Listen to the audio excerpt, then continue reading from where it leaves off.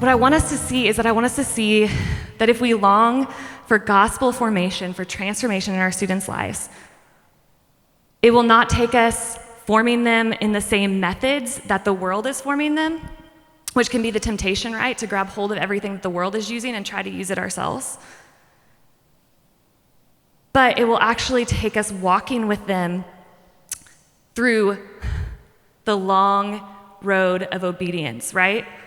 If we look at Daniel, we see these stories. There's 9 different stories that are represented in this first 6 chapters. But they're 9 days out of 70 years.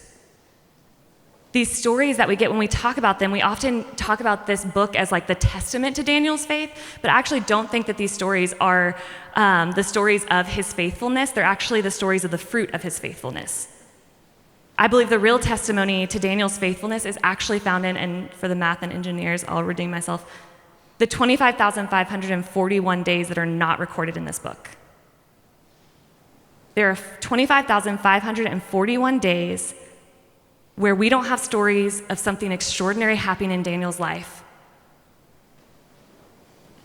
We have 25,541 days represented here that are ordinary days. But I believe that those are the days that formed Daniel for the 9 days that are represented here. Let me show you what I mean. When you look at this story, what happens? There is a decree that is sent out, and then when Daniel knew that the decree had been sent out, he knew that there was a sure penalty of death facing him if he were to go against this decree. What does he do? He goes against the decree.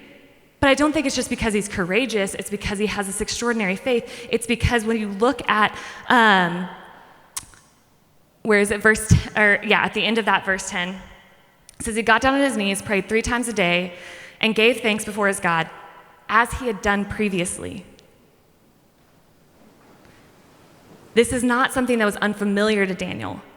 This is something that he did every single day. It's something that he's been faithfully living out. Daniel went to that room to pray, but you know what's really cool? It's actually significant here when it says that he went to the upper chamber where he had windows facing Jerusalem. What's significant about Jerusalem to Daniel? He is an exile who is waiting to return to the promised land. Jerusalem is that promised land.